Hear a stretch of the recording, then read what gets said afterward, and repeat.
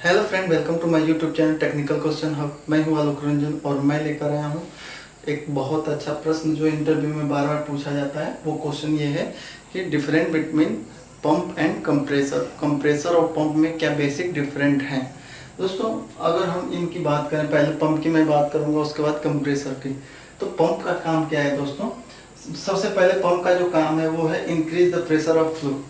Fluid का जो है प्रेशर को इंक्रीज कर देता है।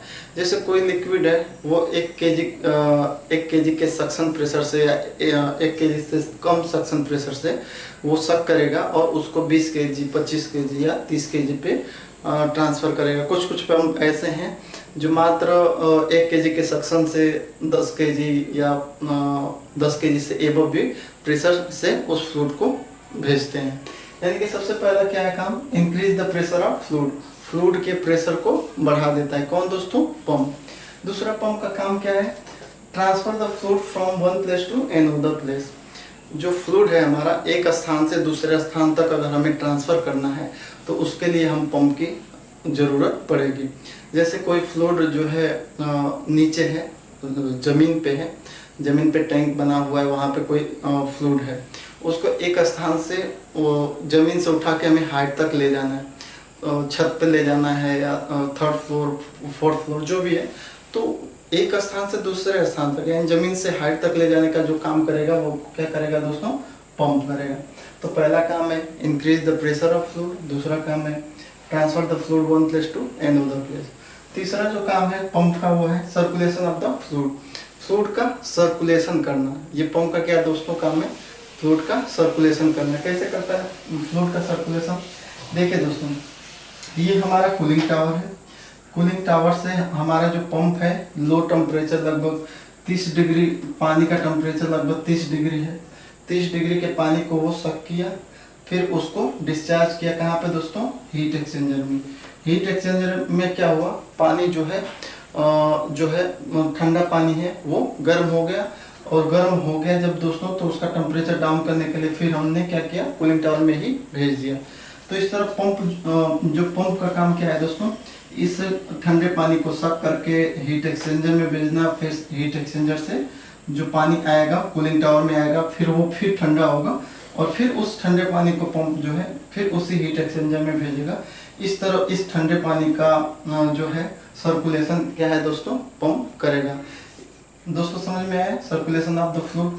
फ्लूइड का सर्कुलेशन करने के लिए हमें पंप की जरूरत पड़ेगी, क्योंकि एक तरफ से हमारा जो है गर्म पानी जो है यहाँ पे जब ठंडा हो जा रहा है कूलिंग टावर में, तो उस पानी को ये पंप सक कर रहा है, फिर उसे हीट एक्सचेंजर में भेज रहा है। यही साइकिल बार बार चल रही है, यानी कि सर्कुलेशन ऑफ द फ्लूइड हो रहा है।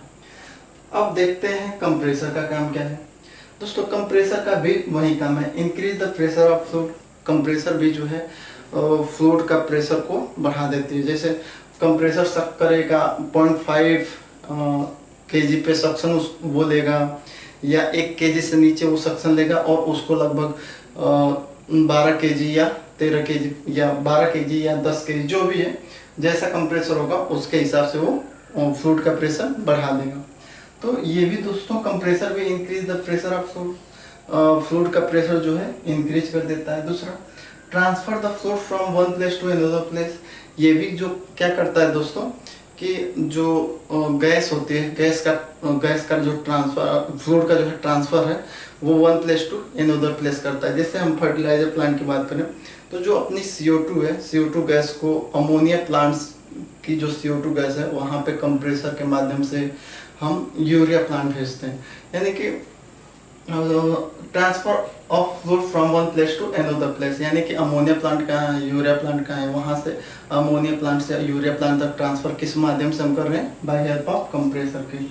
तीसरा है circulation of the fluid. Fluid का सर्कुलेशन ये भी करता है, कंप्रेसर भी फ्लूइड का सर्कुलेशन करता है। कैसे करता है दोस्तों? आपने पढ़ा होगा, कोई भी जो है रेफ्रिजरेंट साइकिल कोई भी होती है, तो रेफ्रिजरेशन या कोई चिलर है, चिलर का वर्किंग प्रिंसिपल क्या होता है? सबसे पहले उसमें जो भी अमोनिया, सपोज करो अमोनिया चिलर है, अमोनिया चिलर है, तो अमोनिया गैस को सबसे पहले कंप्रेसर कंप्रेस करेगा, अमोनिया को कंप्रेस करेगा, फिर अमोनिया को कंडेंस, एक कंडेंसर में अमोनिया को कंडेंस करा लेते हैं, फिर अमोनिया को एक्सपेंशन वाल्व से रिलीज करा के उसका टेम्परेचर डाउन करके, और जहाँ भी हमें हीट एक्सचेंज करना है जिस चीज़ का, वहाँ पे हीट एक्सचेंज करा के फिर अमोनिया जो जैसे ही वेपराइज हो जाती है फिर उसको कंप्रेसर फिर सक करता है, फिर उसको कंडेंस करते हैं, फिर एक्सपेंशन वाल्व से गुजारते हैं, फिर उसे इवापोरेटर जहाँ पे हीट ट्रांसफर उनका होता है हॉट और कोल्ड फ्लूइड का, फिर जो है अमोनिया जो है गर्म होकर फिर वेपराइज होकर फिर कंप्रेसर में सक्शन चली जाती है।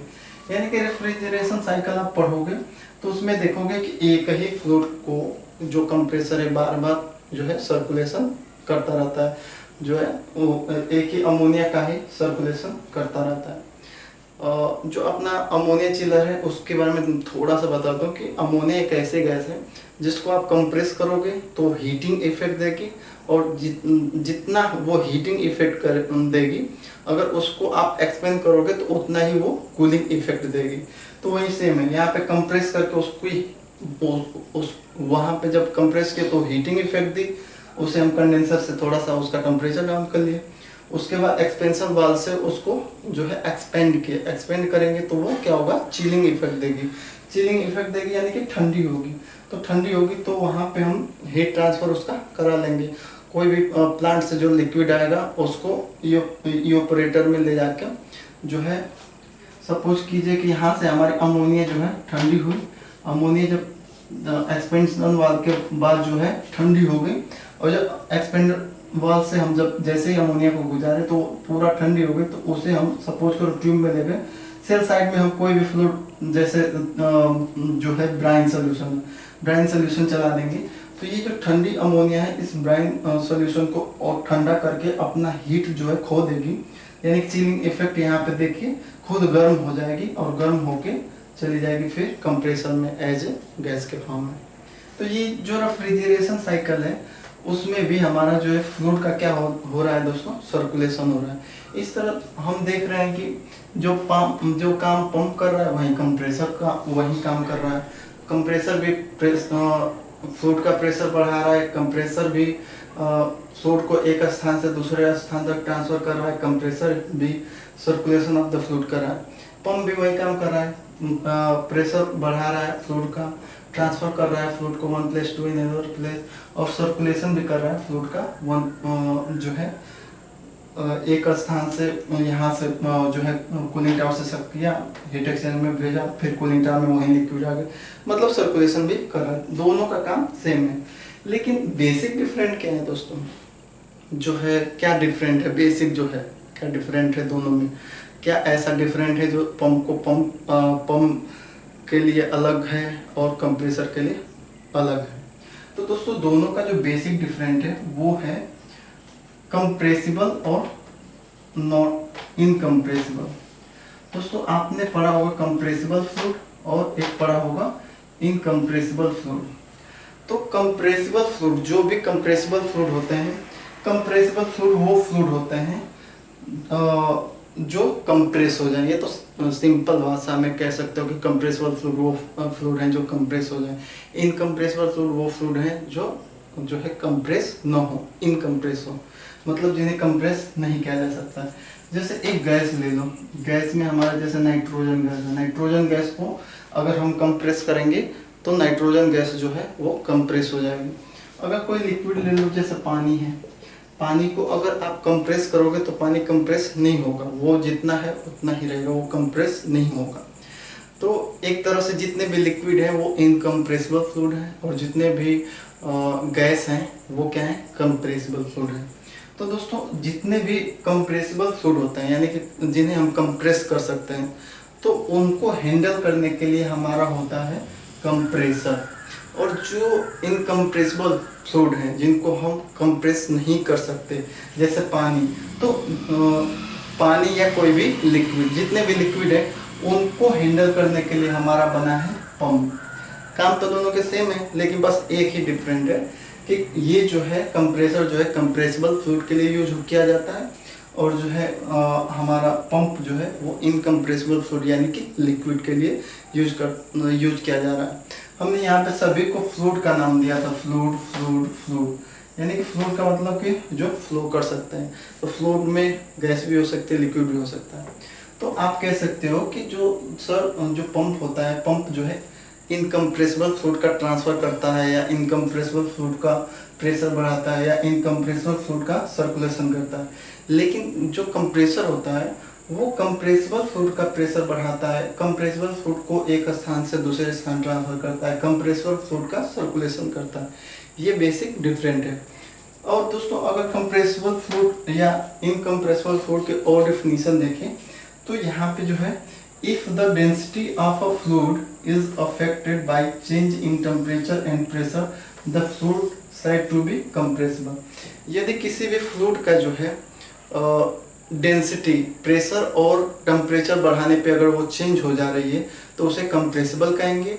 अगर किसी भी फ्लूइड की जो है डेंसिटी, प्रेशर और टेम्परेचर बढ़ाने पर चेंज नहीं हो रही है उसे कहेंगे इनकम्प्रेसिबल। ये भी डिफिनीशन हम कंप्रेसिबल और इनकम्प्रेसिबल की दे सकते हैं। तो आई होप आपको बहुत अच्छी जानकारी मिली होगी।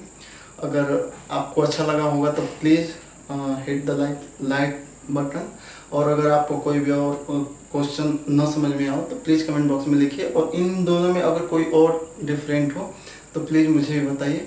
Thanks for watching. जय हिंद दोस्तों।